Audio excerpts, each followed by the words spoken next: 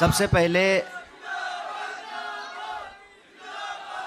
पहले मैं वीरों की भूमि राजस्थान को नमन प्रस्तुत करता हूँ। और हमारे यहाँ कहते हैं लोग गोर लगा तनी, और आपके यहाँ कहते हैं खम्मा घनी, तो आप सबको हमारा खम्मा घनी।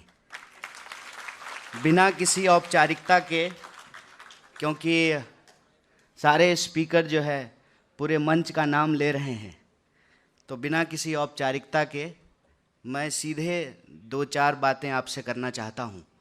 लेकिन इस कार्यक्रम की अध्यक्षता कर रहे युवा संकल्प कार्यक्रम की, जहां युवा नीति, नवीन युवा नीति राजस्थान की प्रस्तुत की जा रही है, इसकी अध्यक्षता कर रहे आदरणीय अध्यक्ष और राजस्थान विधानसभा के स्पीकर श्री सीपी जोशी जी, राज्य के मुखिया आदरणीय मुख्यमंत्री श्री अशोक गहलोत जी, युवा बोर्ड के अध्यक्ष और हमारे साथी, और इन्होंने भारत जोड़ो यात्रा की है हमारे साथ कन्याकुमारी से लेकर के कश्मीर तक, आदरणीय सीताराम लांबा जी, हमारे उपाध्यक्ष जी, डिपार्टमेंट के सेक्रेटरी यहाँ बैठे हुए हैं। श्रीलंका से हमारे एक दोस्त हैं, उन्होंने कहा कि अगली बार आएंगे तो हिंदी में बात करेंगे। और हमारे NSUI के अध्यक्ष अभिषेक जी, पूरे मंच को मैं बहुत आभार प्रस्तुत करता हूं, क्योंकि मेरे ख्याल से पहली बार मैं किसी सरकारी कार्यक्रम में आया हूं। अक्सर हम सरकार के खिलाफ बैरिकेड के बाहर आंदोलन कर रहे होते हैं और सरकार के खिलाफ मुर्दाबाद के नारे लगा रहे होते हैं। तो यहाँ जब मैं बैठा हुआ था तो अचानक से मुझे कुछ स्मरण होने लगा कि पता नहीं कैसे हर मामले में राजस्थान जो है पहला हो जाता है।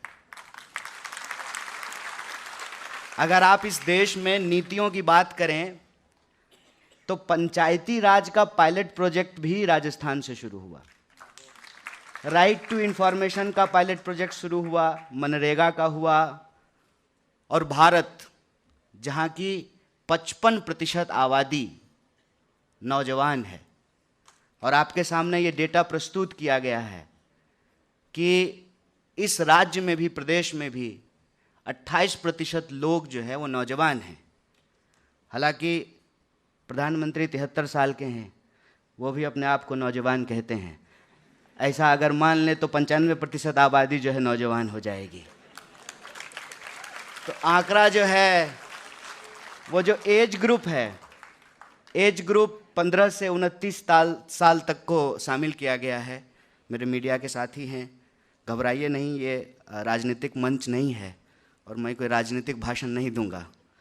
हालांकि मैं व्यक्ति राजनीतिक हूँ और मैं कोई भी बात बोलता हूँ उसमें लोग राजनीति ढूंढ लेते हैं। तो जैसे अभी राजस्थान युवा बोर्ड के अध्यक्ष ने कहा कि सब जगह हॉस्टल बनेगा, विवेकानंद जी के नाम से हर जिले में बनेगा, तो अगर मैं ये कह दूं कि भारत सरकार ने हॉस्टल्स के ऊपर 18% का GST लगा दिया है, तो अपने आप इसमें राजनीति हो जाएगी। लेकिन मेरा मानना है कि यूथ होने का मतलब यही होता है। अंग्रेजी का एक फ्रेज है, age is number, young is feeling. Age जो है अपने आप में एक संख्या है और युवा होना एक एहसास है। और युवा होने का एहसास क्या होता है? वो ऐड आप लोग सुने हैं ना, ये दिल मांगे मोर। युवा होने का एहसास ये होता है कि कम में हमारा काम चलता नहीं है, हम सर्दी भी ज़्यादा महसूस करते हैं और गर्मी भी ज़्यादा महसूस करते हैं। पीछे हमारी कुछ साथी लोग जो हैं वो पंखा हिला रहे हैं, उनको गर्मी लग रही होगी। ये नौजवान होने का लक्षण है कि हम यूं ही जो है आपकी बात नहीं मान लेंगे। ठीक है, आपने मंच सजा दिया है, कार्यक्रम है, बड़े बड़े लोग हैं, लेकिन आपकी बात को हम यूं ही नहीं मान लेंगे। अनुशासन तब तक ही रचनात्मक होता है जब तक वह व्यक्ति को गुलाम न बनाता हो। अनुशासन के नाम पे अगर इंसान को गुलाम बनाया जाना शुरू कर दिया जाए, आपने घोड़े के आंख पे वो चश्मा देखा है? वो रेबन का गोगल्स नहीं है, वो घोड़े को बेसिकली गधा बनाने के लिए लगाया जाता है। तो हम यूथ की जब बात करते हैं, यूथ का मतलब क्या होता है? यूथ का मतलब होता है कि हम हर चीज को क्रिटिकली देखेंगे। आप बड़े हैं, आपने कह दिया तो हम मान लें, ऐसा नहीं होगा। यूथ होने का मतलब यह है कि हम हर चीज ज्यादा महसूस करते हैं। अगर हमारे आसपास किसी इंसान के साथ उसके कपड़े के चलते, उसके जो है प्रेम करने के चलते, उसके खाने के चलते, उसकी जन्म किस गर्भ से हुआ है, इसके चलते अगर उसके साथ कोई अत्याचार हो रहा है, अगर हम चुप हो गए तो मान लीजिए कि आप नौजवान नहीं हैं, चाहे आपका एज कुछ भी हो। और अगर हमने आवाज उठाई तो हम नौजवान हैं, चाहे हमारा एज कुछ भी हो। अपने आसपास होने वाले अत्याचारों को महसूस करना। हम ये नहीं कह रहे हैं कि सिर्फ जो है नकारात्मक चीजों को देखेंगे, हमने कहा क्रिटिकली देखेंगे। क्रिटिकली देखने का मतलब सिर्फ नकारात्मक देखना नहीं होता है। क्रिटिकली देखने का मतलब होता है कि नकारात्मकता भी देखेंगे जब खाली सकारात्मकता की बात हो रही होगी, और सकारात्मकता भी देखेंगे जब सिर्फ नकारात्मकता की बात हो रही होगी। आलोचना का मतलब होता है पूरी आंख से किसी चीज को देखना।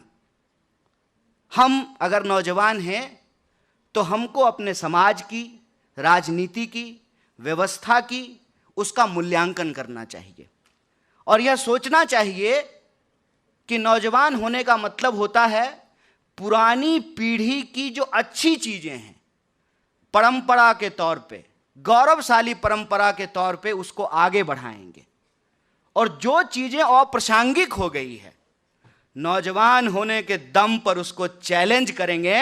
अगर वो गलत है तो उसको गलत बोलेंगे, अगर सही है तो उसको सही बोलेंगे।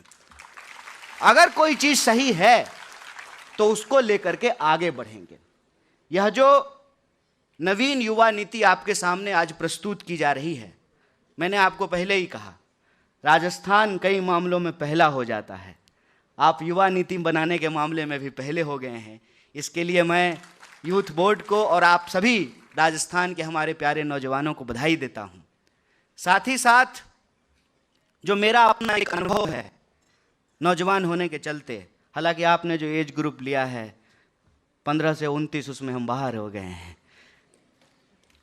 लेकिन मैं महसूस करता हूं कि इस देश के अंदर जो नौजवान पीढ़ी हैं उसके सामने कई तरह के चैलेंजेज हैं कि कैसे वो पहले स्किल को सीखें, एजुकेशन को प्राप्त करें, फिर जो स्किल और एजुकेशन उन्होंने सीखा है उसके आधार पे उनको रोजगार मिले, और रोजगार जब मिले तो न सिर्फ अपना बल्कि देश और प्रदेश के बेहतरीकरण में वो अपना कैसे योगदान कर सकते हैं।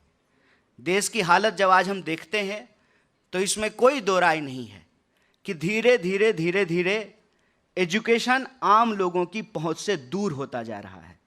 अब आप ये देखिए कि जिस डिप्राइव बैकग्राउंड के गरीब बच्चों के लिए आप हॉस्टल बना रहे हैं, उस पर ही अगर 18% का जीएसटी लगा देंगे तो इसका मतलब ये है गरीबी जो है बचाने के नाम पे बड़ा बड़ा पोस्टर लगा दिया और गरीब को फिर से और गरीब बना दिया।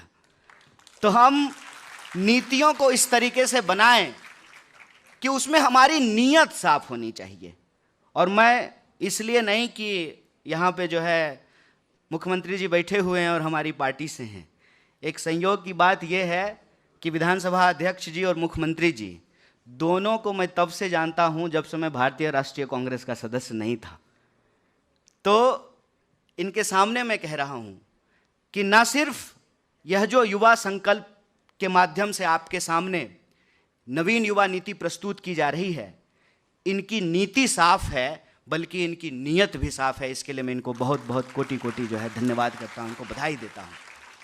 और आप जो नौजवान साथी हैं, क्योंकि और स्पीकर हैं, उनको अपनी बात रखनी है और मेरे साथ मर्यादा ये है कि मुझे राजनीतिक बात नहीं करनी है, तो मैं आपसे एक सीधी सीधी बात, दिल की बात, करके जो है मैं अपनी बात को ख़त्म करूँगा।